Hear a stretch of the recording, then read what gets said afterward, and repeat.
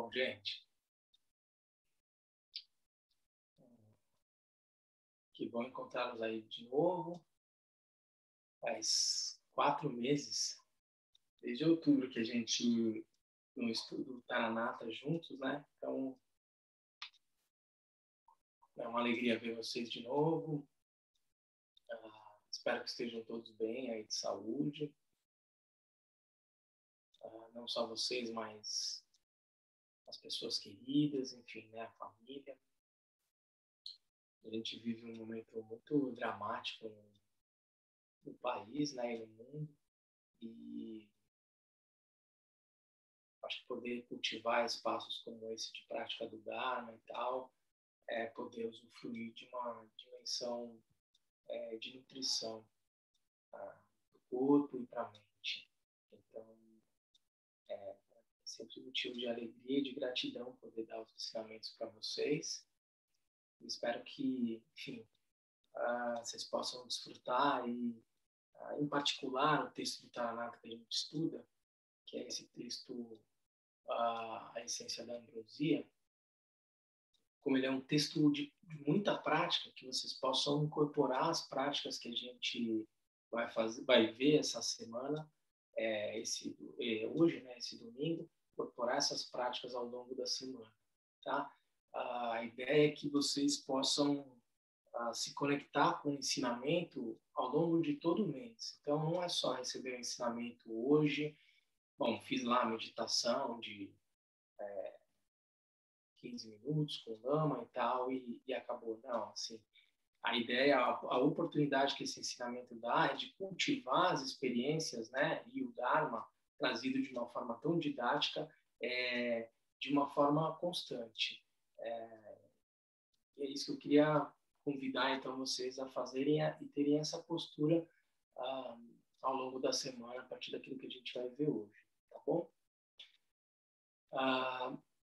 Tem gente aqui que eu sei que já estava estudando o texto antes, tem gente que não, talvez esteja tendo o primeiro contato com esse texto aqui do Taranata.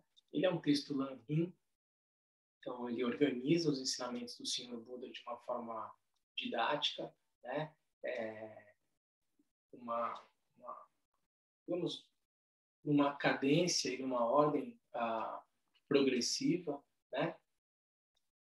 E a gente já viu aqui, basicamente, né, as duas partes, as duas primeiras grandes partes aqui do livro, que são os ensinamentos. Ele organiza os ensinamentos por meio das qualidades ou virtudes ou enfim, condições, né, de cada um dos praticantes, falando de pessoas de menos capacidade mediana e os praticantes de capacidade superior. E a gente já falou várias vezes sobre isso. Quando o Taranata organiza esse texto, de maneira nenhuma ele hierarquiza o potencial de despertar de cada um de nós. O potencial do despertar, ele é o mesmo em todos os seres sencientes, do Tathagata Garbha. Ele é o mesmo. A natureza da mente, ela é a mesma entre todos nós, né? Eu sempre enfatizo isso. O despertar, a condição búdica, né? Ela é um estado de consciência. O príncipe Shakyamuni alcançou um estado de consciência livre de engano, livre de erro. E a partir daí ele passa a ser chamado de Buda Shakyamuni, nosso histórico.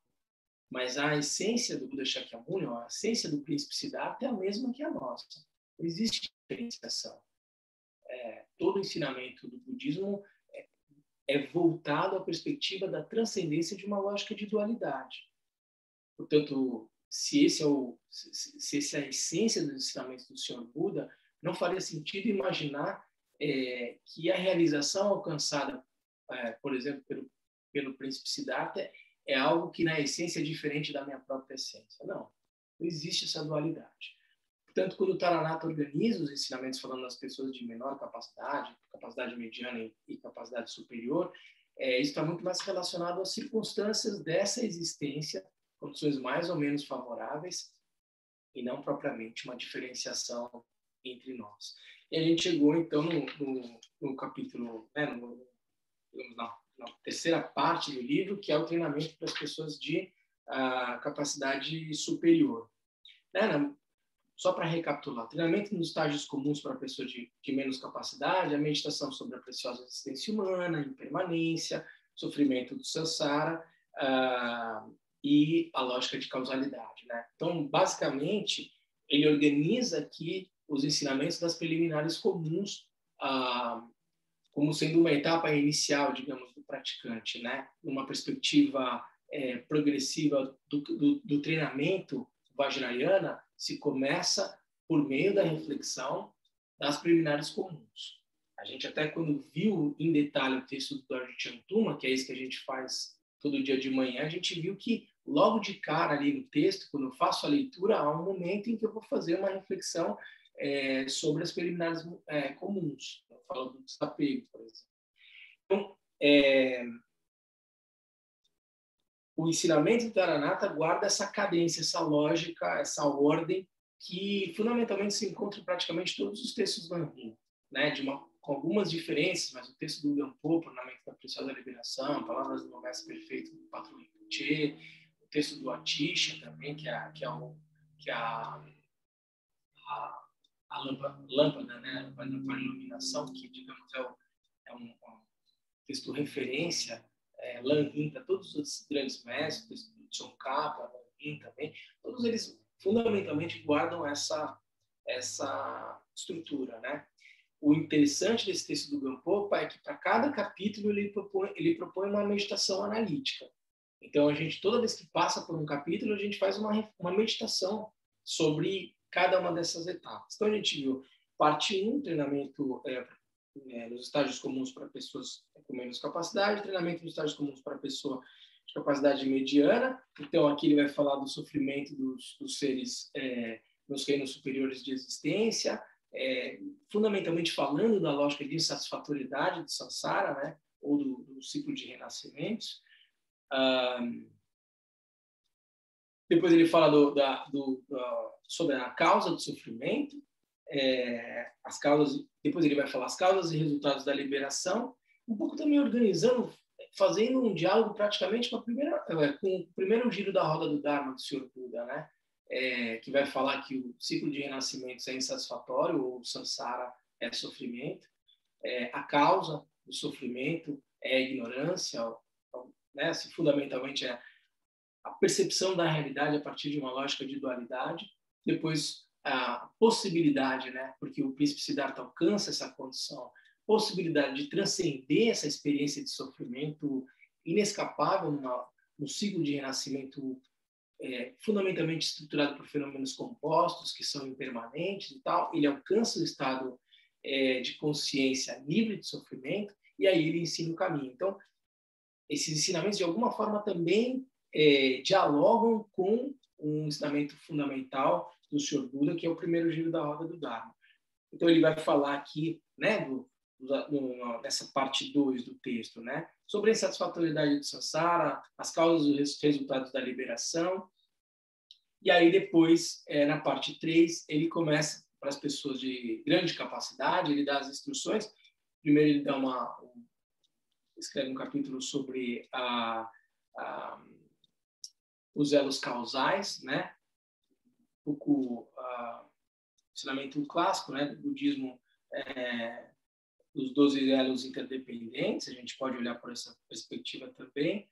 E aí ele vai falar sobre meditação sobre amor, bondade, compaixão, né? Aí bodhicitta, o treinamento da mente despertar da aspiração, que foi o que a gente viu até o final do ano passado. E esse ano a gente vai centrar no treinamento da mente despertar, ou da bodhicitta, da aplicação. Então, esse ano a gente vai focar nas paramitas, né? Bodhicitta da aplicação são as 6 paramitas: generosidade, ética, paciência, diligência, meditação e sabedoria. Esse ano todo a gente vai se concentrar nisso. Como a gente vai ter 4 meses para estudar e concluir, então, esse texto do Taranata, provavelmente esse mês a gente vai estudar as 5 primeiras paramitas: generosidade, ética, paciência, diligência e meditação. E provavelmente a gente vai passar os outros 3 meses, que vão ser junho, agosto e outubro, só estudando a Prajna Paramita, a Paramita da sabedoria. A gente vai concentrar bastante esse ano nesse ensinamento, que é o sumo do ensinamento do Senhor Buda, né? Para quem está estudando com a Lama Pelmo o Bodhisattva Vatara, Charyavatara, o capítulo 9, se não me engano, é o capítulo mais complexo e denso, porque é o capítulo que vai falar também da sabedoria. É dito que o Shantideva, quando deu esses ensinamentos, ele chega no capítulo 9, ele dá os ensinamentos levitando. Ele dá os ensinamentos levitando, né? De tão profundo que são esses ensinamentos. A gente vai se concentrar bastante então nessa paramita ao longo desse ano, provavelmente a partir de junho. Hoje a gente vai se concentrar um pouco na paramita da generosidade. Acho que a gente consegue esgotar até o final do mês, quem sabe, senão a gente também precisa correr, pega mais alguns dias para as demais paramitas e, se for o caso, no segundo semestre a gente fica só com a paramita da sabedoria. Mas isso é só uma recapitulação, então, porque fazia tempo que a gente não via o texto do Taranata, entender um pouco da sua estrutura, o que a gente já viu. A gente já fez 44 contemplações diferentes, e hoje a gente vai provavelmente fazer mais 2 contemplações, 2 meditações. E é isso que eu queria enfatizar um pouco com vocês antes da gente começar o texto. Assim. Muito provavelmente, vários de vocês já ouviram esses ensinamentos da paramita muitas vezes. A paramita da generosidade talvez não tenha muita novidade para alguns de vocês. Mas eu volto a dizer, o que o texto do Taranata traz como oportunidade é um método de reflexão, portanto, de meditação analítica sobre a paramita. Então, não é para a gente, de novo, aqui estudar quais são os 3 tipos de generosidade, de bens, de proteção e do Dharma, como é que ela se dá. A gente vai rever isso tudo, mas para ser insumo para a meditação que a gente vai fazer hoje. E ao longo da semana, da mesma forma, assim, se vocês têm alguma prática, algum tempo durante o dia para fazer uma meditação, e vocês tiverem tempo para isso, façam essa meditação que a gente vai ver hoje sobre a paramita da generosidade, para que isso não se torne só um ensinamento discursivo para vocês, para que isso se torne um ensinamento vivido. Quando a gente está falando, e aqui eu já começo os ensinamentos de hoje, gente, quando a gente está falando de um treinamento de Bodhisattva, a gente chega no estudo das paramitas, a gente já está falando de um praticante familiarizado com os ensinamentos Mahayana e pronto para colocar em prática a bodhicitta da aplicação, ou seja, já se gerou a aspiração de alcançar o estado de Buda para conduzir todos os seres ao estado de Buda. Essa é a bodhicitta, né? Aquilo que a gente faz na tomada de refúgio, geração da mente do despertar. A bodhicitta porque eu sou capaz de perceber que o ciclo de renascimentos, que esse samsara é marcado pelo sofrimento, e as pessoas sofrem, invariavelmente possuem experiências de sofrimento no samsara. Por perceber isso, eu desenvolvo a mente do despertar, ou seja, eu aspiro a alcançar um estado livre de sofrimento, o estado de Buda, para que eu possa conduzir todos os seres a um estado livre de sofrimento, a um estado de Buda. Essa é a bodhicitta, fundamentalmente a bodhicitta da aspiração. A bodhicitta da aplicação é colocar isso em prática. Colocar isso em prática. E aí o que eu estava dizendo para vocês, o diferencial desse ensinamento do Taranata é da possibilidade de vocês colocarem em aplicação todos esses ensinamentos que vocês já viram e já leram, talvez teoricamente. Tá? Porque o Taranata vai dizer aqui no final na página 54, ele está falando da doação do Dharma, né, que é uma das 3 formas de generosidade, ele vai dizer no último parágrafo, antes de começar a contemplação 47, o seguinte: dessa forma, os 3 tipos de generosidade que a gente vai ver aqui, generosidade, dar bens, proteção e o Dharma, e oferecer o Dharma para outras pessoas, dessa forma, os 3 tipos de generosidade têm o pensamento e a aplicação. Então, existem 6 formas de treinamento. Tá dizendo aqui. Se vocês colocá-las todas juntas, isso é o treinamento na paramita da generosidade. Ou seja, o que a gente vai fazer aqui hoje, e eu estou pedindo para vocês fazerem ao longo da semana, é fazer a meditação analítica, onde fala aqui do pensamento. No momento formal que vocês têm sobre a semana, fazer a meditação analítica sobre a generosidade. E, saindo da sua almofada de meditação, aplicar a generosidade. A gente vai ver essas formas de aplicar a generosidade na ação concreta no mundo. Tá? Mas então, como eu dizia para vocês, nessa introdução que eu queria fazer, quando a gente está falando daquele que busca alcançar, né, assim, o caminho do Bodhisattva de uma forma autêntica, o Bodhisattva, ele não é um título, ele não é uma categoria hierárquica e daí por diante. Bodhisattva é um modo de ser. É um modo de ser. Você não é um Bodhisattva por um título, por uma categoria. Porque a sua maneira de estar no mundo é a maneira de um Bodhisattva, que vai aplicar e vai praticar as 6 paramitas. Não é o quanto você conhece, quanto você já leu, como bonito é o seu altar e daí por diante, mas o quanto você se torna isso. E para que você seja capaz de para que você seja, de fato, um Bodhisattva na essência, é muito importante cultivar o treinamento da mente.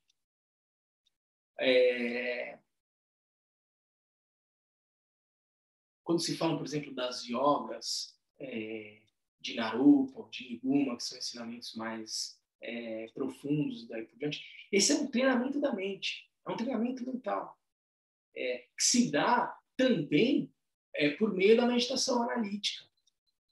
Então, por que eu estou fazendo toda essa introdução para vocês? Porque vocês vão ver que cultivar as aspirações e esse discurso que a gente vai fazer na meditação é uma forma de transformar o seu modo de ser.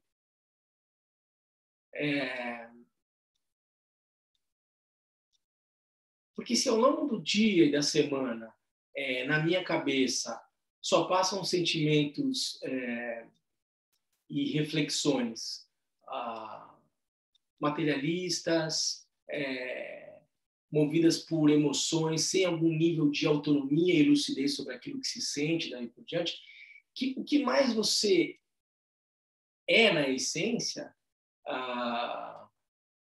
do ponto de vista ainda relativo, que não as suas próprias emoções, pensamentos, sentimentos e daí por diante. Quando a gente fala do estado de Buda, a gente está falando do ponto de vista absoluto, né? A natureza da mente de todos nós é plenamente desperta, lúcida, livre de engano, livre de sofrimento e daí por diante. É isso que a gente busca revelar na prática do Dharma, né? Assim, reconhecer aquilo que já é a nossa própria essência. Mas enquanto eu não sou capaz de enxergar diretamente a natureza da minha própria mente, fundamentalmente, aquilo que me define no plano relativo é o meu nome, é o meu corpo, são as minhas emoções, é aquilo que eu faço no mundo. A gente às vezes se apresenta, eu sou advogado, eu sou médico, e daí por diante. Ou seja, a minha ação no mundo acaba me definindo, do ponto de vista relativo, sobre quem eu sou. Não só isso. Como eu estou dizendo para vocês, numa perspectiva relativa, que mais eu sou que não aquilo que eu cultivei na minha mente ao longo do dia? As emoções que eu experimentei, com as quais eu me identifiquei.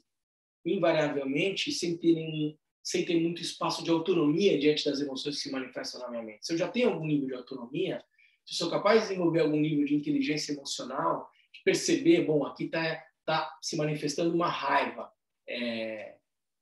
A raiva pode vir como um resultado causal óbvio. Ela em si, na sua essência, ela é uma emoção. Boa ou ruim, depende do que você faz com ela. Se a tua raiva, se a tua indignação surge a partir de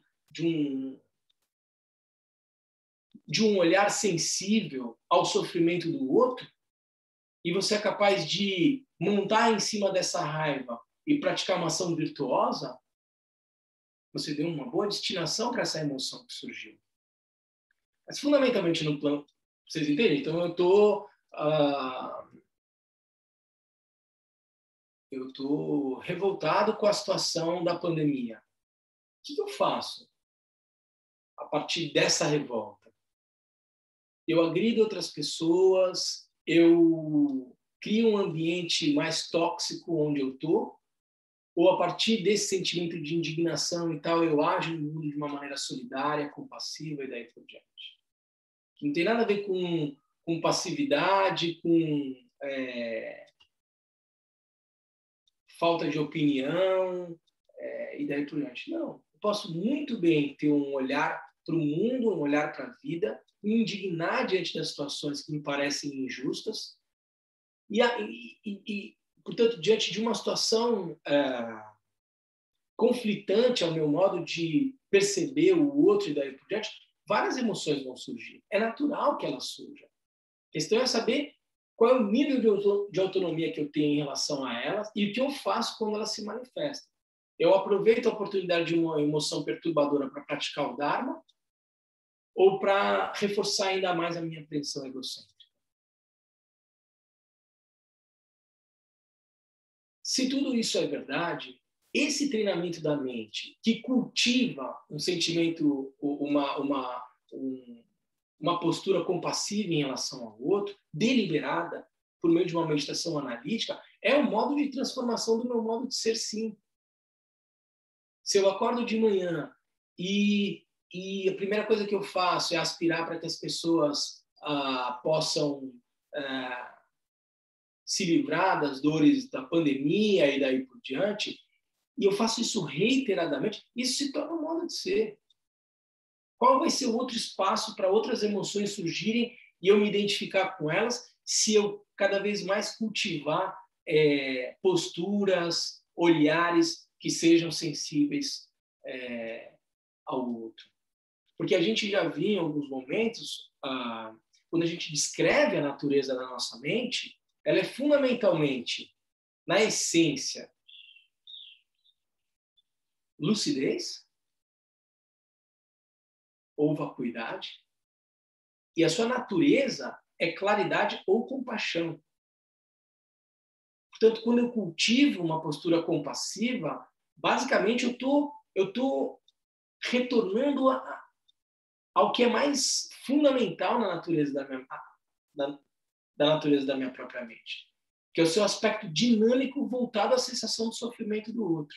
Isso não é algo que eu preciso trazer de fora para experimentar. Não, isso é algo que eu cultivo e alimento por ser algo intrínseco à minha própria natureza.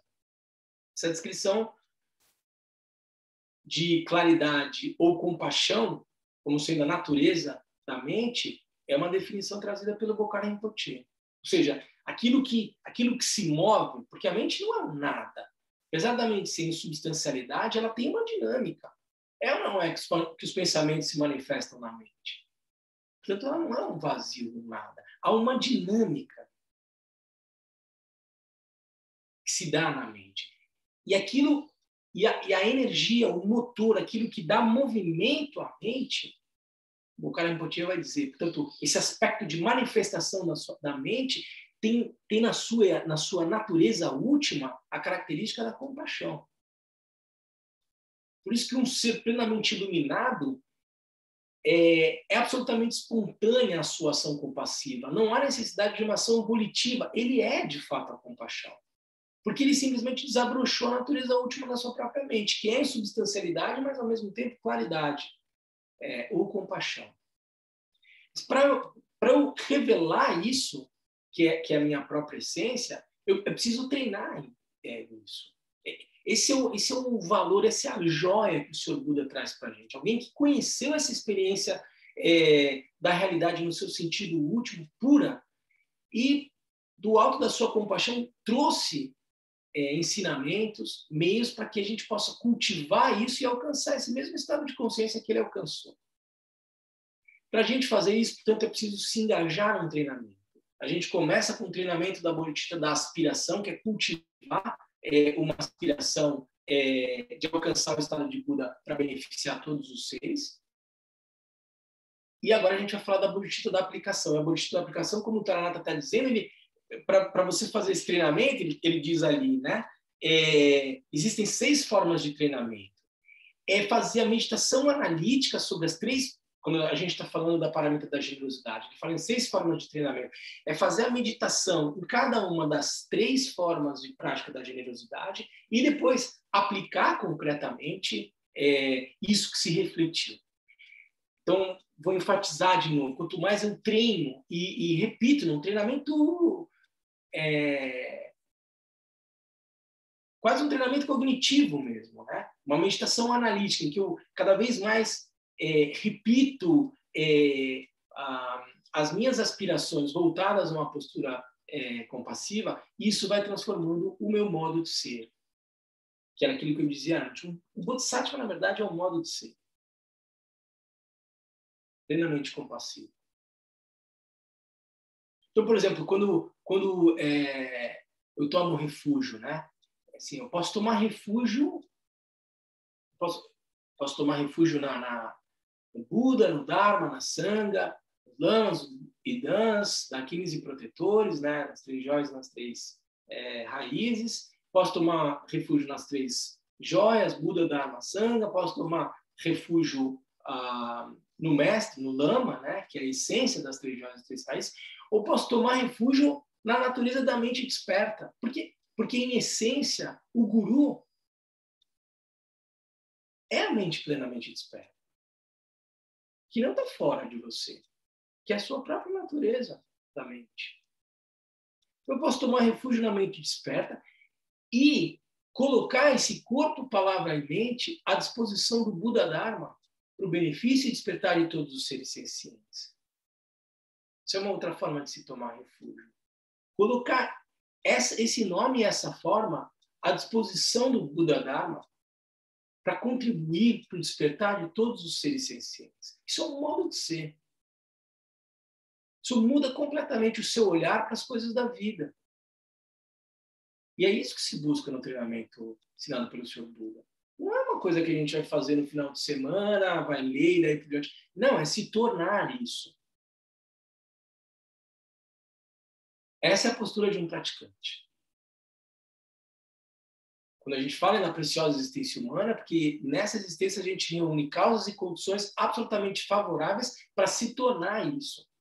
Porque, veja, se eu não aproveito a oportunidade para me tornar isso nessa vida, não existe um casuísmo depois, uma situação estranha àquilo que eu cultivei e daí por diante, que vai fazer com que eu progrida no caminho do despertar aleatoriamente. É aquilo que eu me torno que passa a ser esse potencial do despertar em si. É essa a postura do praticante. E a partir dessa postura, o teu olhar para as coisas da vida começa a mudar. Então, eu vejo uma situação que me causa indignação. O que eu posso fazer nessa situação para minimizar o sofrimento dos outros? É claro que eu tenho que reconhecer as minhas limitações. A gente não vai sozinho conseguir mudar o mundo. Mas qual é a minha postura diante do sofrimento dos outros? Aquele que causa o sofrimento dos outros, direta ou indiretamente, vai experimentar as consequências naturais da situação no mundo. Não preciso eu praguejar, desejar o mal da pessoa e daí por diante. Se eu fizer isso, eu estou perdendo a oportunidade de praticar e estou cultivando uma ação que não é virtuosa. Se eu vejo uma pessoa que contribui direto ou indiretamente para o sofrimento dos outros, primeiro eu tenho que me preocupar com esses outros que estão sofrendo. Segundo, se eu tiver a condição sincera, aspirar para que esse que causa o sofrimento dos outros tome a consciência, porque senão ele vai experimentar cada vez mais as consequências dos seus atos. E, concretamente, agir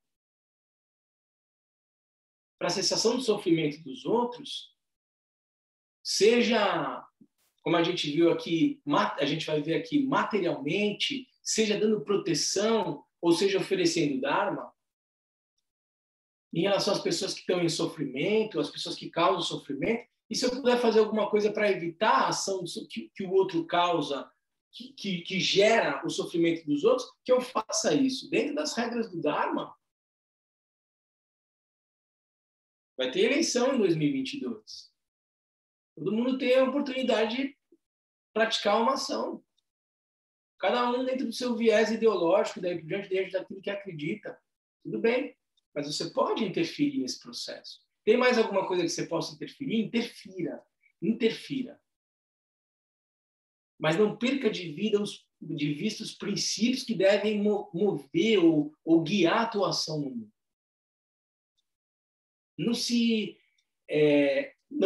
Não caia na tentação, no equívoco de se nivelar com aquele que causa o sofrimento dos outros.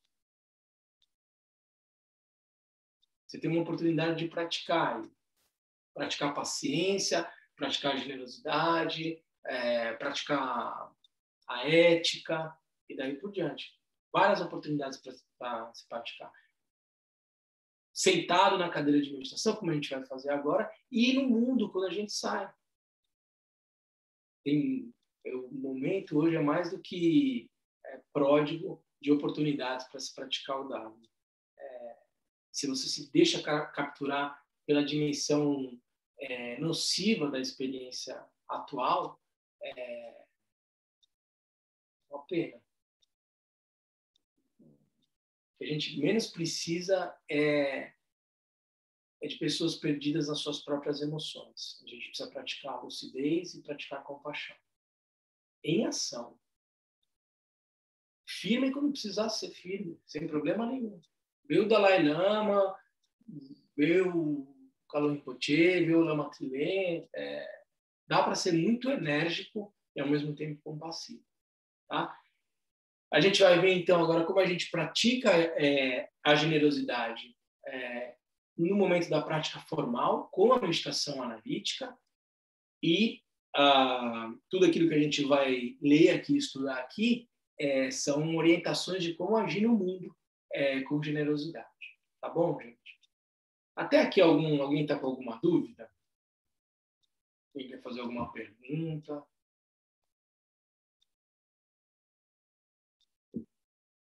Então, vamos lá. Se tiver alguma pergunta, você avisa, tá, Lívia? Lama, é a Bia. Bia.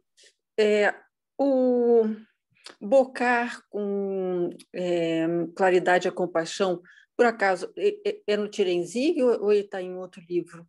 É no Tirenzig. É no Tirenzig. Então tá. Obrigada, tá? Ok. Você está com o livro do Tirenzig aí, Bia? Não, mas eu tenho ele assim no computador. Ele fisicamente não.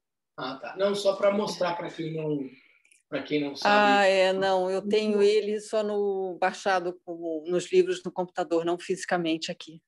É um livro do Bocar Rinpoche que fala do Senhor da Compaixão Tirenzig. É um livro que tem da editora Chassil, que não existe mais, mas a gente acho que ainda tem alguns exemplares lá no KPG, e também dá para fazer o download, a gente tem esse arquivo e tal. É bem no início ali, ele traz esse conceito, tá bom? Ok, obrigada. Então vamos lá, contemplação 45. Quem tiver com a apostila do Taranata, é na página 53.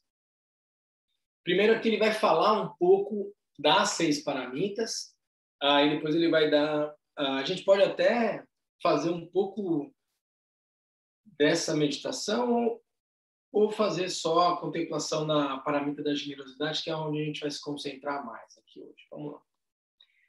Se eu quero alcançar o estado de Buda, devo treinar-me na conduta do Bodhisattva. Se desejar alcançar o estado de Buda sem cultivar a conduta do Bodhisattva, é como desejar uma excelente colheita sem cultivar o solo. Quando ele está falando aqui do cultivo da conduta do Bodhisattva, ele está enfatizando essa prática da meditação analítica. Eu quero praticar a generosidade, mas eu não cultivo isso na minha mente, é difícil isso se dar de uma forma autêntica. Embora seja a mesma verdade que existam muitos benefícios de se aspirar à iluminação, se eu não praticar a conduta do Bodhisattva, aí aqui ele está falando da prática, primeiro ele fala do cultivo do Bodhisattva, depois ele fala a conduta do Bodhisattva. Se eu não praticar a conduta do Bodhisattva, quaisquer boas qualidades que tenham não se desenvolverão completamente. Assim, eu devo treinar a conduta do Bodhisattva. A essência da conduta do Bodhisattva são as 6 paramitas e as 4 maneiras de reunir discípulos. Não há nada mais a se praticar do que as paramitas e as 4 maneiras. Eu devo então tomar a prática das 6 paramitas, explicá-las aos outros e encorajá-los a praticá-las também. É importante fazer isso. Eu devo praticar as 6 paramitas, explicar para os outros o que são as 6 paramitas e encorajá-los a praticá-lo também. Encorajar outros a praticar as 6 paramitas é por si só uma das 6 paramitas e uma das maneiras de reunir discípulos. Por quê? Porque uma das paramitas, uma das formas de praticar a generosidade é oferecer o Dharma. Quando eu explico para uma outra pessoa sobre as paramitas, eu estou praticando a generosidade. E essas 4 maneiras aqui de reunir os discípulos, que ele vai chamar eu praticarei de forma séria e persistente as 10 paramitas, alguns apresentam como sendo 10 paramitas, ou 6 paramitas, mas essas 4 maneiras de reunir. Essas 4, fundamentalmente, a primeira delas, 4 maneiras de reunir discípulos, a primeira delas como é que fala?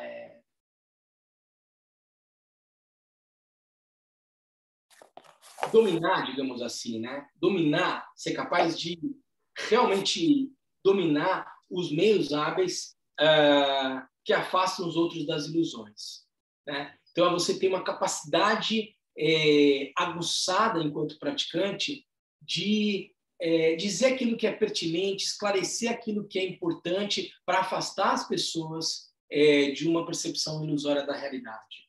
A segunda delas, né, master, né? Isso que eu quero dizer, dominar, assim, os votos que você assume enquanto praticante, né? Então, viver esses votos, né? Ter uma conduta de alguém que master, né? Assim, que dominou e se tornou, né? Tornou a sua ação no mundo absolutamente indissociada dos votos que você assume no caminho. O terceiro master, né? Assim, dominar o poder dos siddhis, né? Como um poder espiritual. Então, ser capaz de, por exemplo, ler a mente dos outros praticantes e ser capaz de, de certa forma, conduzir essa pessoa para um caminho que seja virtuoso e correto dentro da lógica do praticante. E essa 10ª maneira, digamos, é reunir as 9 anteriores, né? Isso é uma forma também de apresentar o que seriam as 10 paramitas. Generosidade, ética, paciência, diligência, meditação, sabedoria. Aí isso, paramita dos meios hábeis, do voto, do poder espiritual e ele chama de novo Jnana Paramita, de novo se fala em sabedoria, paramita da sabedoria, uma outra forma de se dizer, mas é um pouco reunir, ou a essência é ser capaz de reunir todas as outras digamos, 9 paramitas. É uma outra maneira de classificar, mas a gente vai se concentrar mais nas 6 paramitas mesmo, porque é a maneira mais clássica, mais habitual de apresentar as paramitas. Tá bom? Então, aqui ele vai dizer, a partir de hoje, eu preciso não mais negligenciar a minha resolução e minha prática, mas de aplicar-me nelas tanto quanto puder e for capaz. Fazer assim é a prática da mente do despertar de aplicação. Cultive essa aspiração repetitivamente. Então, essa é uma contemplação. A gente não vai fazer essa contemplação hoje, porque eu acho importante a gente ter mais detalhes de cada uma das paramitas, para na hora de fazer a meditação analítica você poder navegar pela generosidade, pela ética, meditação, paciência e daí por diante, né? Mas a ideia fundamental dessa contemplação é repetir, reforçar para si mesmo, né? Que eu devo praticar e cultivar de forma séria as 6 paramitas ou as 10 paramitas, né? Essa é uma prática de meditação que você pode fazer, tá? Mas volto a dizer, então a gente pode até voltar para ela depois que a gente tiver visto todas as paramitas e aí fazer uma meditação na qual você possa navegar por cada uma das paramitas como você preferir, tá? Mas essa é a contemplação 45. Aí a contemplação 46 já é da primeira paramita da generosidade. E é essa contemplação que a gente vai fazer hoje. Para eu me engajar na conduta do Bodhisattva, preciso começar treinando a paramita da generosidade. Há 3 tipos de generosidade. A generosidade da doação de bens materiais. Então, para você praticar a paramita da generosidade, você pode fazer isso por meio da doação de bens materiais. A generosidade da doação do destemor ou da proteção, né? Então, proteger pessoas que estão em situação de medo, perigo, a gente vai ver em detalhe. E a generosidade de doação do Dharma, de oferecer, de entregar o Dharma para outras pessoas, né? Falar sobre o Dharma, explicar sobre o Dharma de maneira correta, fundamentada, daí por diante. Então, como é que eu faço a meditação? Veja bem, vamos pegar aqui, antes de detalhar aqui a meditação sobre a generosidade, o Gampopa, no Ornamento da Preciosa Liberação, ele detalha um pouco como essa prática, cada uma dessas 3 práticas da generosidade. A primeira dela, generosidade de doação de bens materiais. Então, como é que o Gampopa descreve a forma de se praticar, né? Você pode fazer uma doação, uma entrega de forma impura. E não é isso que a gente quer fazer, mas ele dá a explicação do que é praticar a generosidade de forma impura. Ele vai dizer, com uma motivação impura, né? E essa motivação ela pode ser errada ou inferior. Ela é errada quando ela tem o propósito de ferir o outro. Então, eu faço uma doação, eu entrego alguma coisa, mas o propósito é para ferir o outro. A motivação não é correta aqui. Quero mostrar, eventualmente, uma superioridade em relação a alguém. Eu vou lá e dou uma coisa e que pode prejudicar o outro. Ou eu dou alguma coisa que vai fazer mal para o outro. Então, assim, uma pessoa que é diabética, eu deliberadamente vou lá e dou açúcar para ela. Uma pessoa que é fumante, e eu sei disso, eu vou lá e ofereço um maço de cigarro para ela. Estou querendo prejudicar essa pessoa, porque eu sei que isso vai fazer mal para ela. Isso é uma forma impura de dar. Uma forma inferior de dar, e aí na forma errada de dar é em competição a outras pessoas. Eu dou para mostrar que eu tenho mais do que o outro. Isso é uma motivação errada. Então a gente tem que... Ele vai dando pelo negativo, a gente vai sabendo aí, bom, então qual é a motivação correta, né? Você já vai chegando à conclusão do que é a motivação correta, com o propósito de beneficiar o outro, sem uma lógica de competição ao outro, e daí por diante. Essa é a motivação errada de dar. Depois ele fala do bem que você dá tem uma natureza impura. O que seria, por exemplo? Eu vou lá e dou veneno para uma pessoa. Isso é uma forma de praticar generosidade, mas de um bem que é impuro, né? E é importante a gente ter essa consciência do que pode ser venenoso para outra pessoa, né? A prática da generosidade pressupõe uma certa lucidez da sua ação, de dar.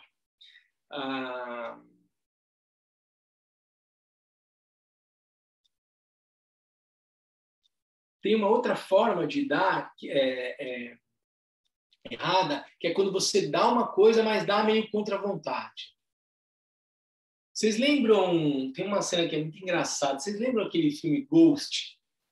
Tem uma cena que a Whoopi Goldberg ela ganhou um dinheiro. Eu acho que é ela. Ela ganhou uma fortuna. Lá no final do filme.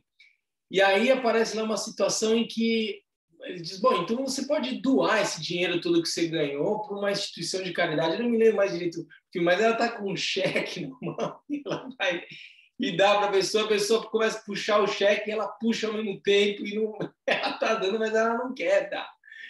É uma cena engraçada, mas às vezes a gente faz isso, a gente dá, mas não queria muito dar, entendeu? É errado isso também, né? Aquele bem, ele se torna um bem impuro, porque você está dando como um presente, mas contra a sua vontade.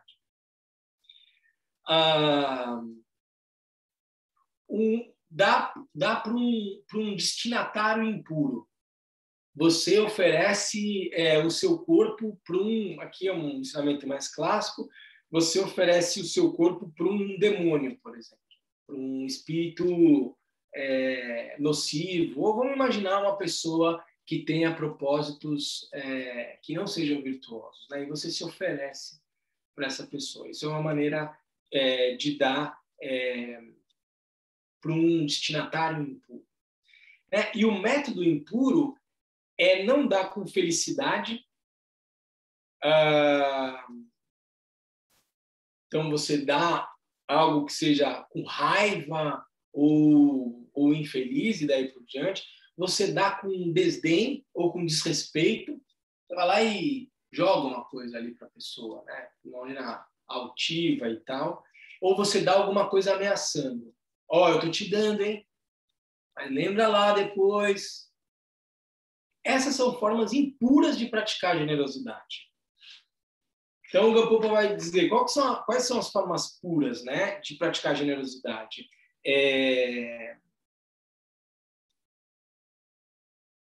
Ele fala assim, bens que são internos, né, dar seu próprio corpo e entregar o seu próprio corpo para a prática do dar. Essa é uma maneira pura de dar uma perspectiva interior. De uma perspectiva exterior, a forma de dar é comida, pertences, roupas, qualquer tipo de água, qualquer tipo de bens que sejam puros e saudáveis e que possam beneficiar os outros. O recipiente, seu destinatário puro, são os mestres, são pessoas doentes, são os parentes, são amigos e são os inimigos também. Os inimigos são destinatários puros. É importante oferecer para os inimigos também. E o método puro é com uma motivação excelente, então você dá com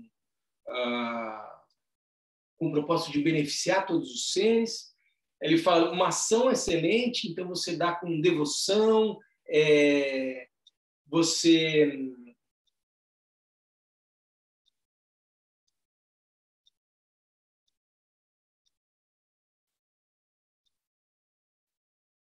quando as pessoas vêm suplicando algum tipo de necessidade daí por diante, e você dá com um coração puro, e você não dá nada com o propósito de trapacear alguém e daí por diante.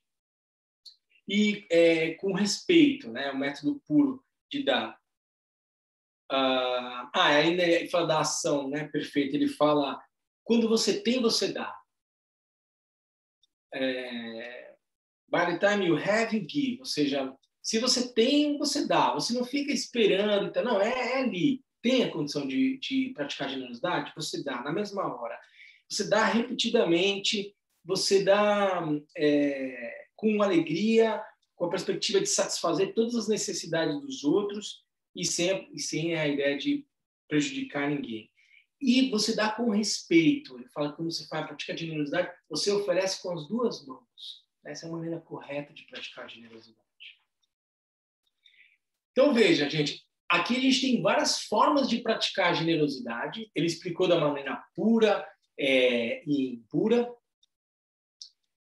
E aqui vocês têm um guia fundamental para colocar isso em ação, praticar concretamente. Para nós aqui, nesse momento, a gente vai pegar todas essas informações e você vai fazer uma meditação analítica cultivando esse tipo de postura. Toda vez que eu encontrar alguém com uma situação de necessidade, que eu possa oferecer aquilo que ela precise, daí por diante. Então, a gente vai cultivar essa meditação. E a hora que você tiver no seu dia a dia, você vai praticar tudo isso que o ensinamento traz. Tá? A forma... Bom, e aí, tudo bem, é isso. Depois, no final, eu falo da perfeição da generosidade. Como é que se dá? Então, essa é a primeira forma de praticar generosidade. Aqui eu peguei algumas informações do ornamento da Preciosa Liberação do Gampopa. O Taranata vai trazer como é que eu faço a meditação, né? Como é que eu vou cultivar. Então, eu vou pensar no que quando eu estiver fazendo a meditação sobre a generosidade. Ele vai dizer, eu doarei generosamente. Então, quando a gente estiver fazendo a meditação, vocês vão refletir isso. Eu doarei generosamente a todos os seres sencientes até que eles sejam satisfeitos. Se agora você não for capaz de doar tanto assim, treine em pensar. No futuro, quando eu for um monarca universal, eu doarei tudo que tiver no meu reino. Agora doarei qualquer alimento, roupas, etc., que eu seja capaz sem afetar adversamente a minha prática espiritual. Excetuando que me torne miserável ou fique faminto, doarei tudo. Importante isso, né, gente? Tem uma dimensão aqui de autocuidado, de autocompaixão. Excetuando que me torne miserável ou fique faminto, doarei tudo. Não deixarei que esta seja uma mera contemplação. Eu devo definitivamente colocar a generosidade em prática. Então, a gente vai cultivar isso ao longo da meditação. Eu vou guiar a meditação, a gente vai cultivar isso ao longo da meditação. Essa é a prática da paramita da generosidade de doação de bens materiais. Tá? A segunda forma de praticar a generosidade é dar proteção àqueles que estão com medo, né? Então, o Gampopa, ele é breve nessa parte, ele fala da proteção aos seres sencientes em situações de medo, ou contra ladrões, contra animais selvagens, contra doenças, para nós isso é super importante agora, em situações da natureza, rios perigosos, um tsunami e daí por diante. São várias formas de você praticar a generosidade, né? Você está na cozinha e aí esqueceu o bolo da noite anterior em cima da pia. Aí você acorda de manhã e está cheio de formiga lá. Aí o que você vai fazer? Você vai passar o pano úmido e vai matar todas as formigas? Primeiro você já pisou na bola, logo nas 10 ações virtuosas você já matou. Mas aí, tudo bem, você não vai matar, mas você chega ali como naquelas formigas? Você vai deixar elas desesperadas, concorda? Se você chegar de um jeito muito... Assim, zela por esses bichos. Assim, tem vários bichinhos que morrem de medo da gente. Pra que maltratar o bichinho? Uma joaninha, uma barata. Por quê? Você acha que ela não fica desesperada? Você já ameaçou uma barata, ela exala um odor super forte, entendeu? Porque ela está com medo. Tem que praticar a paramita da generosidade e proteger esses animais. Tenho que falar baixo aqui, porque a minha esposa está lá em casa. Mas, assim, eu tenho que, às vezes, proteger os animais, porque minha esposa não está muito preocupada se eles vão morrer ou não. Então, não é só matar, mas, assim, criar condições para que elas não para que esses bichinhos não fiquem com medo.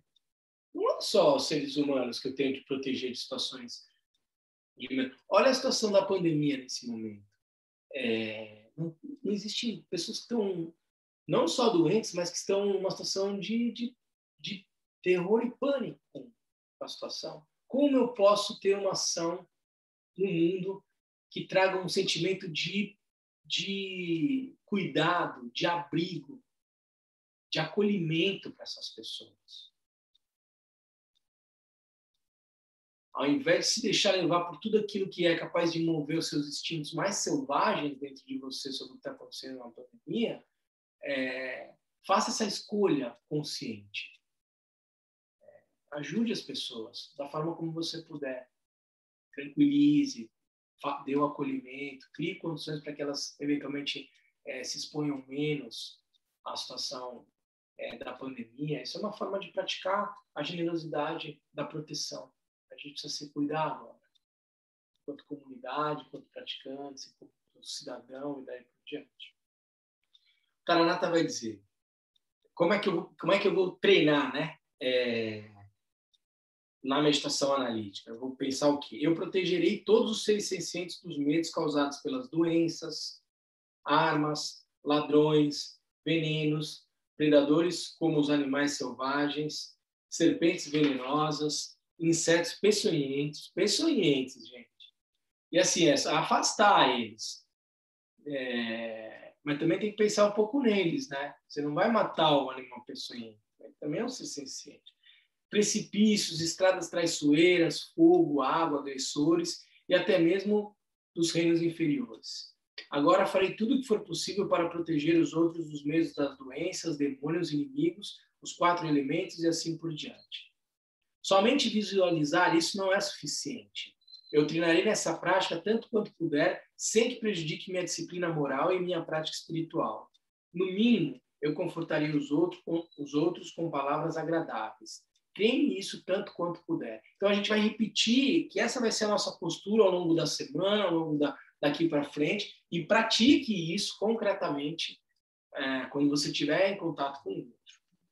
Dar proteção contra o medo é sinônimo de beneficiar os seres sencientes que sofrem.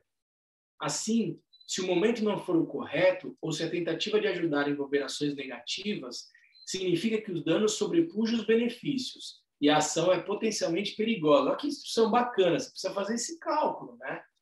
A minha ação de proteger o outro, ela produz um efeito ainda mais danoso, então não é a hora de praticar. Se não, pratique. Nesse caso, é apropriado permanecer equânime, mantendo o treinamento apenas mental. Então, se não dá para eu me engajar na ação de proteção concretamente, eu vou aspirar isso internamente. E isso é importante. Vão haver situações onde não dá para fazer nada.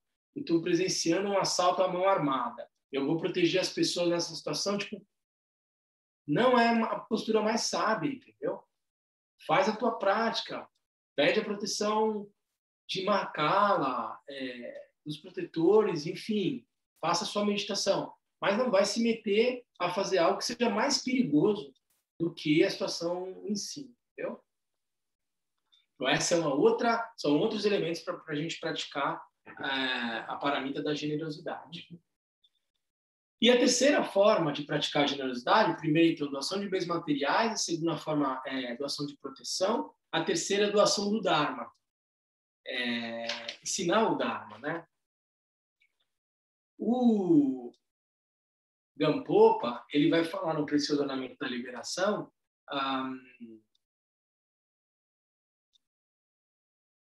ele vai falar do destinatário, da motivação, e vai falar sobre que Dharma é esse que a gente vai ensinar, né? Eu vou ensinar o Dharma para aqueles que queiram, então aqueles que demonstrem interesse no Dharma. Eu não tenho que fazer um proselitismo e sair convertendo ninguém. O Dharma é algo precioso, mas é preciso que o outro reconheça o valor que ele tem. Senão eu banalizo aquilo que é essencial. Eu não tenho que conver, não existe uma postura de missionária, de levar a verdade aos outros e a conversão e daí por diante. Não, causas e condições precisam estar reunidas para que essa pessoa ou alguém entre em contato com os ensinamentos e reconheça o valor que isso tem por si só. E quando isso acontecer, quando alguém tiver interesse, segundo, quando alguém demonstrar respeito pelos ensinamentos,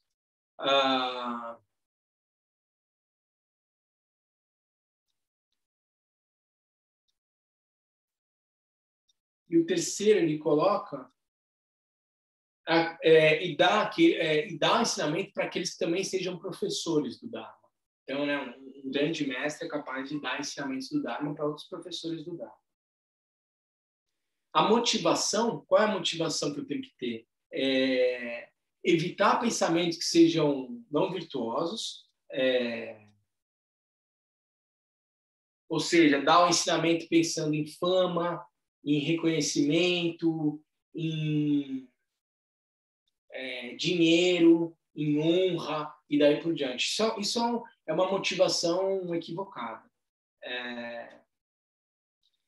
Pelo contrário, portanto, é preciso cultivar uma mente, uma motivação estruturada em pensamentos, digamos, gentis, generosos, entendeu? Eu quero proporcionar o ensinamento do Dharma para outra pessoa, movido por compaixão. Então, mas eu não me sinto preparado para dar os ensinamentos e tal. Puxa, indique um livro, então, para uma pessoa. Eu, por exemplo, sempre indico aquele livro Felicidade, do Maciej Ricard, para alguém que quer começar a entender o que é budismo. Ou um livro do Mingyur Rinpoche, ou um livro do Donzo Khyentse Rinpoche, um livro que não seja tão codificado, né? Para que as pessoas possam se aproximar dos ensinamentos. E você não precisa sair falando, organizando de uma forma que você não se sente preparado, mas disponibiliza o Dharma. Eu fiquei sabendo que você é budista, você podia me explicar? Eu não me sinto preparado para explicar, mas olha, tem esse livro aqui de um grande mestre que é muito bom. Isso é uma maneira correta. E a motivação tem que ser correta. Se eu estou fazendo isso porque essa pessoa demonstrou interesse, demonstrou respeito, e eu acredito que isso possa beneficiá-la. Então, eu vou lá e ofereço essa indicação, ou uma explicação simples, se eu for capaz de explicar. E depois,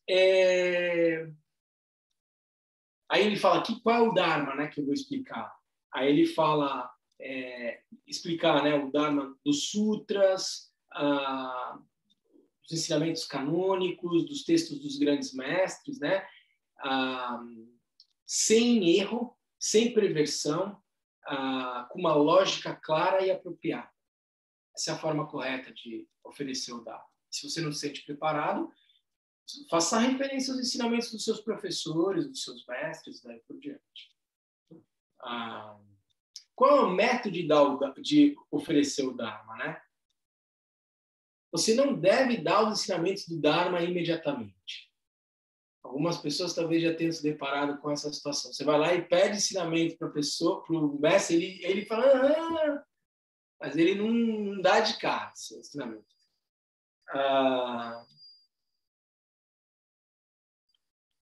Porque é preciso que a pessoa realmente esteja preparada ou que ela realmente mostre interesse. Então, você vai ver os mestres mais clássicos, você vai ter que pedir com sinceridade pelo menos 3 vezes. Ele não vai dar um ensinamento de cara, assim. Mas o mais importante não é essa coisa meio birrenta, sei lá, eu pedi, mas eu não vou dar. É perceber o momento de dar. Assim, perceber quando aquela pessoa que procurou está pronta para receber, aquilo vai poder frutificar bem, né? Você analisa, né?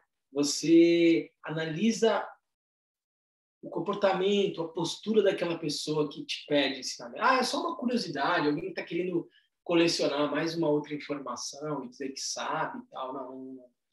Não é assim que a gente dá o ensinamento do Dharma, proporciona uma experiência do Dharma. Não é para virar mais um livro na estante e daí por diante. Para um praticante, isso é muito precioso. Você vai fazer isso com todo o cuidado.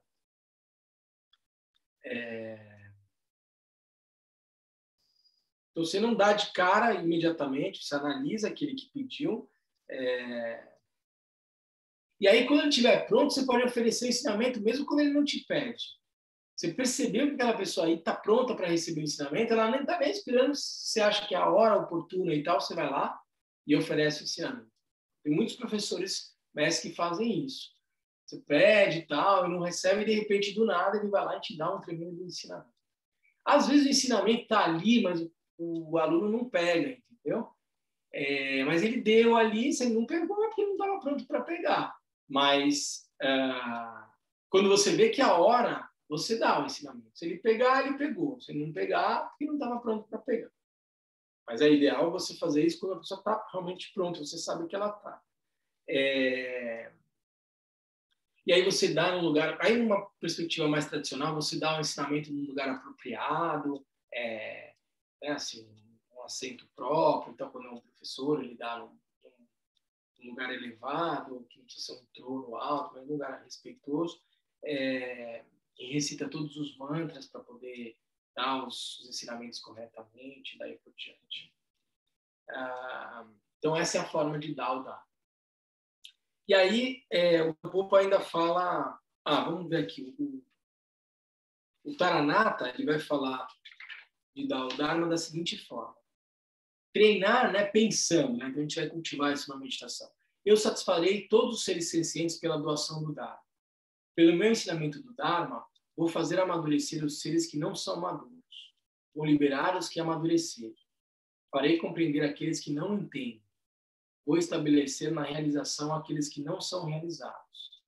Farei atingir o despertar aqueles que ainda não atingiram. Se agora eu tenho a capacidade de explicar os ensinamentos, devo fazê-lo para beneficiar os outros sem ter em vista a reputação. Se eu não for alguém capaz de fazer isso agora, devo treinar na aspiração para explicar os ensinamentos a humanos e não humanos. Se eu não sou capaz de fazer isso agora, que um dia eu possa fazer isso. Enquanto cultivo essa intenção, devo recitar sutras e textos. Eu não meramente visualizarei isso, definitivamente colocarei isso em prática. Eu treinarei através da aplicação. E aí ele vai dizer aquilo que eu li no início do nosso ensinamento de hoje. Dessa forma, os 3 tipos de generosidade têm o pensamento e a aplicação. Então, existem 6 formas de treinamento. Se você colocá-las todas juntas, isso é o treinamento na paramita da generosidade. Ou seja, eu vou cultivar a meditação agora e vou colocar isso em prática quando eu levantar e estiver na minha vida corriqueira, né? Então, como eu falei para vocês, a gente não quer só estudar a paramita da generosidade. A gente quer colocar essa paramita em prática para que isso se torne um modo de ser. O Bodhisattva se torna isso. Ele volta sua mente na meditação e na sua ação a uma postura generosa. Né? No nível último de perfeição, aí o Gampopa vai explicar a maneira de você aumentar a prática da generosidade, praticar com né, assim, a sabedoria, né, assim, a sabedoria primordial e com a dedicação, com a dedicatória. Então, toda vez que eu dedico depois à prática, eu aumento, né, assim, o resultado dessa prática da generosidade. E eu posso praticar a generosidade da forma última, né? E aí absolutamente dissociada da lógica de dualidade, ou seja, não há alguém que doa, não há alguém que recebe e não há ação de dar. Essa é a forma última de se praticar a generosidade. Eu pratico, eu atuo, mas essencialmente eu sei que não há alguém, não há um eu dando, não há um outro recebendo e não há uma ação de dar. Né? Essa é a forma última de se praticar para mim, a perfeição da generosidade. Né? Vamos detalhar um pouquinho mais sobre isso. Tudo bem, gente? Ficou claro, então, a paramita da generosidade? A gente reuniu aqui várias informações, então, para poder fazer a prática da meditação. Tá bom? E depois colocar tudo isso que a gente viu em prática ao longo da semana, seja na meditação, seja no seu dia a dia. Tá? Vamos fazer a meditação, então, gente?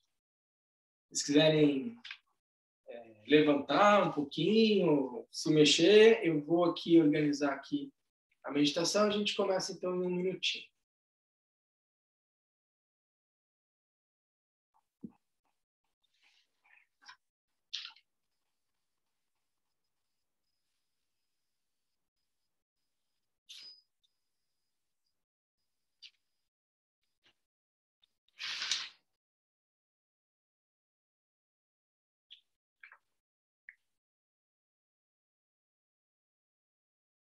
Então vamos lá, gente. A maioria de vocês, eu acho que já tem esse material que aqui foi preparado, né? O Wagner preparou para a gente. A Lívia já mandou isso há um tempo atrás, né, Lívia? Para o pessoal. Talvez se para o próximo domingo a gente possa mandar de novo. Mandei, Lama. Deixa eu ver se eu acho aqui. Se eu achar, eu coloco na minha tela e faço um pin na minha tela. E se eu não achar, a gente só acompanha. Mas eu vou conduzir a meditação, a gente vai fazer todas as etapas da meditação, e aí depois eu vou conduzir a meditação analítica também, tá bom? Se a Lívia encontrar, ela põe na tela. Quem tem pode acompanhar lendo junto, quem não tem é só acompanhar a leitura e fazendo as etapas, as visualizações. Não tem nenhuma dificuldade, tá? E aí, Lama, o senhor Achou? prefere? Achou? Sim. Você tem como jogar isso na tela? Tem, deixa eu ver aqui.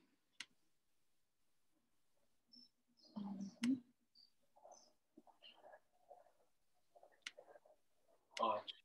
Então você vai correndo a barrinha, Lívia, e aí eu vou lendo aqui em voz alta, tá bom? Então a gente vai adotar uma postura confortável e a gente vai começar com a tomada de refúgio e geração da bodhicitta. É o item 2 ali do texto, pode baixar.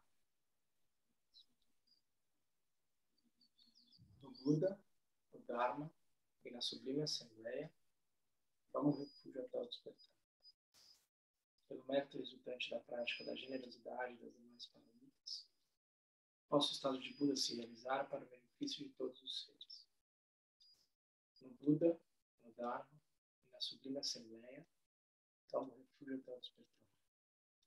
Pelo mérito resultante da prática da generosidade das demais paramitas, posso o estado de Buda se realizar para o benefício de todos os seres. No Buda, no Dharma e na Sublime Assembleia, tomo refúgio até o despertar. Pelo mérito resultante da prática da generosidade das demais paramitas, posso o estado de Buda se realizar para o benefício de todos os seres. A gente faz uma pequena meditação. Que em todos os meus nascimentos possa não estar separado do perfeito nome, usufruir da glória do Dharma, realizar completamente as qualidades dos caminhos e das terras e atingir rapidamente o estado de Bodhicitta. A gente faz a oração dos 7 ramos. Ao nobre Chirenzi e a todos os Budas e Bodhisattvas que residem nas 10 direções e nos 3 tempos, com completa sinceridade e renda, apresenta oferendas materiais imaginadas de flores, incensos, lamparinas, perfumes, manjares, música, etc. E rogo à nobre Assembleia que as aceite. Desde tempo sem princípio até agora, cometi os 10 atos não virtuosos e os 5 atos hediondos de consequência imediata. Confesso todos os atos nocivos cometidos com a minha mente dominada pelas emoções perturbadoras. Regozijo-me com o mérito acumulado nos 3 tempos, por Shiravakas, Pratyekabudas, Bodhisattvas, seres comuns, etc. Peço-vos que gireis a roda do Dharma, dos veículos comuns, Hinayana e Mahayana, de acordo com a motivação e a faculdade de compreensão dos seres.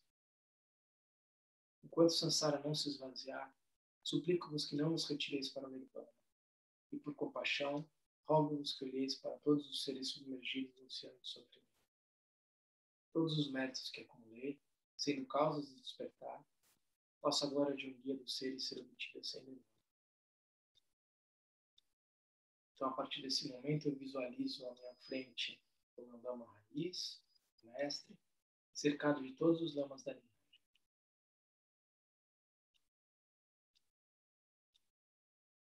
Eu faço a seguinte súplica. Budas e Bodhisattvas do universo, e o Lama perfeito, meu bom e verdadeiramente virtuoso mestre. Por favor, vejam-me e abençoem. Por favor, pacifiquem minhas faltas completamente.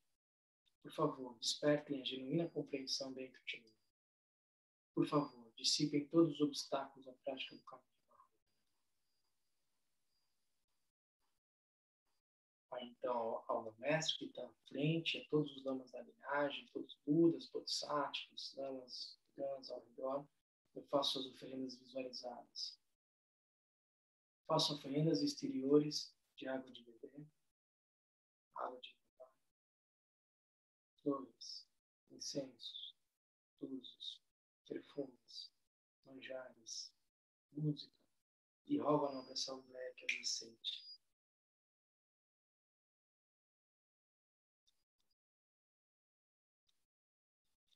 Então, nesse momento, eu visualizo que o lama raiz e todos os lamas da linhagem entram pelo alto da minha cabeça e vão pousar na altura do meu coração num receptáculo luminoso.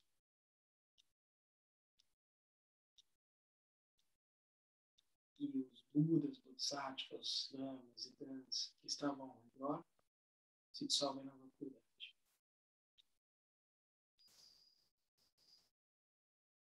Aí tem o lama raiz no meu coração. Eu faço a seguinte meditação analítica sobre a generosidade que eu vou conduzir junto com vocês.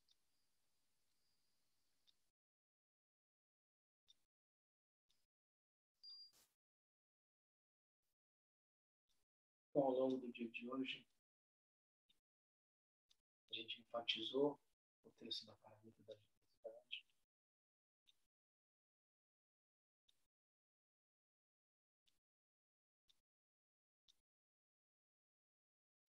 Para que eu possa tornar a generosidade um modo de ser,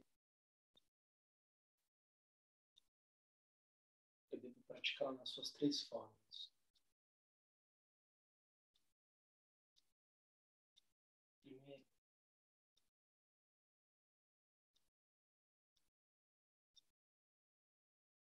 que eu possa levar todos aqueles que têm necessidades, tudo aquilo que possa minimizar a sua dor, o seu sofrimento.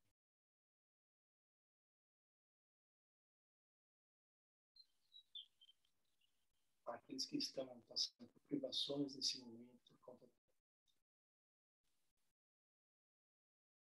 que estão desempregados, em condição de situação de rua,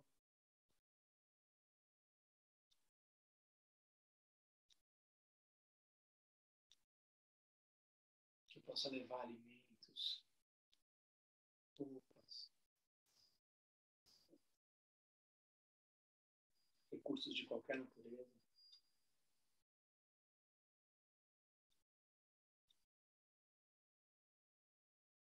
que possa levar proteção, com palavra de acolhimento aos idosos que estão com medo,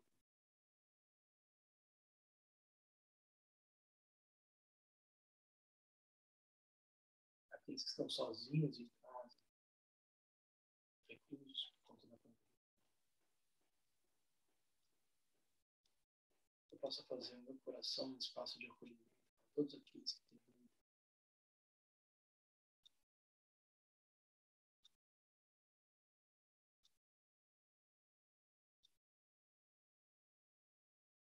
Que eu possa, dentro das minhas possibilidades,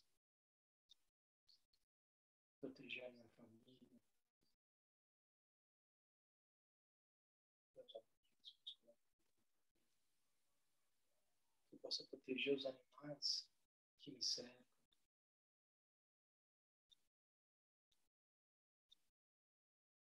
que eu possa ter uma ação no mundo voltada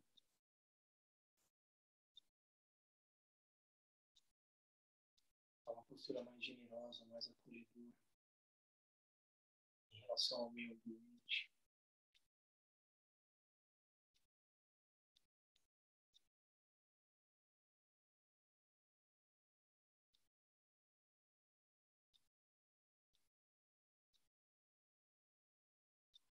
Eu possa levar o Dharma àqueles que se interessam. Se eu não me sentir preparado, que os meus mestres possam fazer. Que eles tenham longa vida. E que a palavra deles possa percorrer os 4 cantos do mundo. E aqueles que estiverem prontos e preparados possam desfrutar das bênçãos dos ensinamentos do Senhor Buda.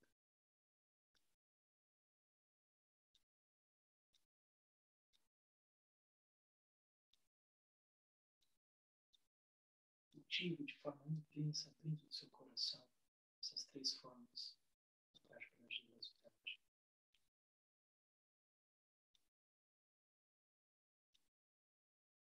Cada uma das suas próprias circunstâncias, das suas próprias experiências de vida.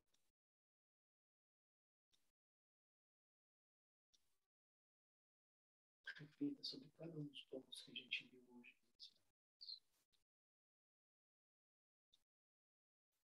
Cada um da sua forma.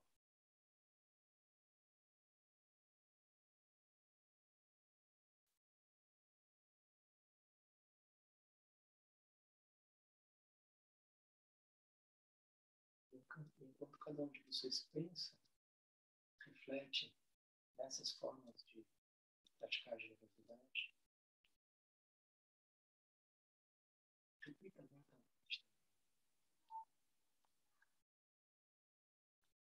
que eu possa praticar com a generosidade ao longo dessa semana.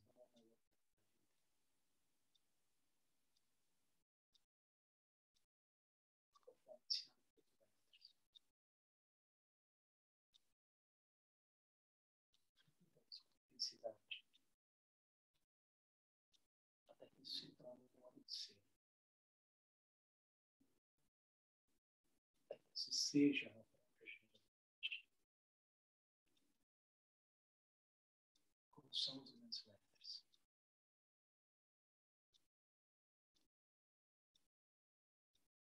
A gente vê o Dalai Lama, ele é a generosidade.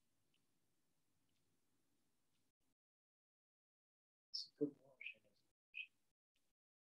Eu posso me inspirar nesses grandes mestres, eu posso me tornar a generosidade.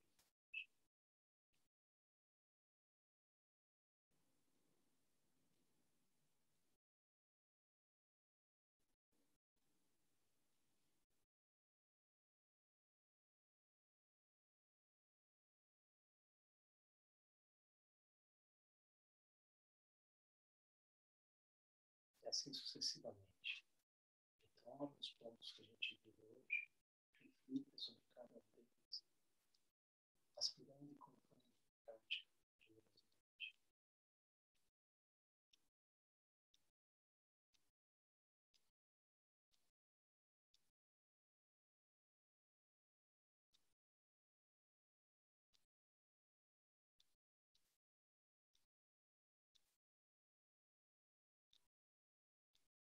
Seguindo o exemplo dos mestres.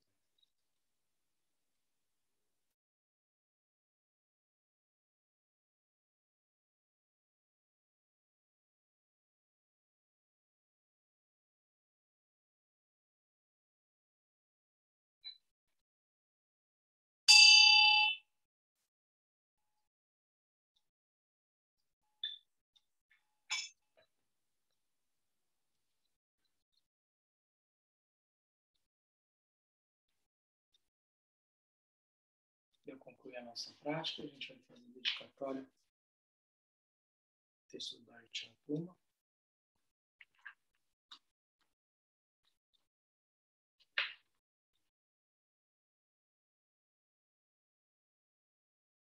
Graças a essa virtude, tendo realizado uma mudra, posso conduzir a esse estado todos os seres sem exceção.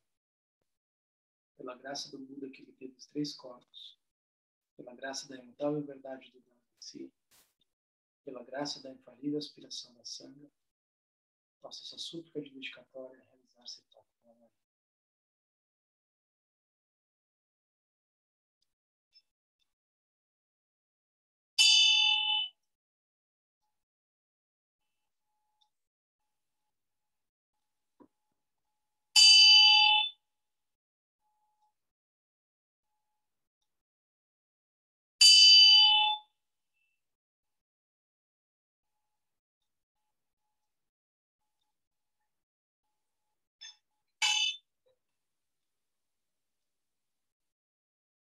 Pessoal, obrigado pelos ensinamentos de hoje, poder compartilhar com vocês. Lama Sonan, que bom te ver. Alegria ver o Lama, faz tempo que eu não vejo. Agradecer, então, a atenção de todos vocês e pedir para que vocês possam cultivar essa prática da generosidade ao longo da semana, tá? Peguem essa meditação, cultivem, façam essa meditação ao longo da semana e coloquem a generosidade em prática. Hoje, acho que mais do que nunca, o nosso país precisa de generosidade, de compaixão, que a gente possa ser vetor de uma ação mais generosa e compassiva no meio onde a gente está inserido, tá bom? Obrigado, gente. Cultive a generosidade essa semana e até a semana que vem, tá bom? Gratidão, Lama. Gratidão, Sônia. Lama. Obrigado, Tati Delei. Tati Delei. Obrigado, Lama. Obrigada.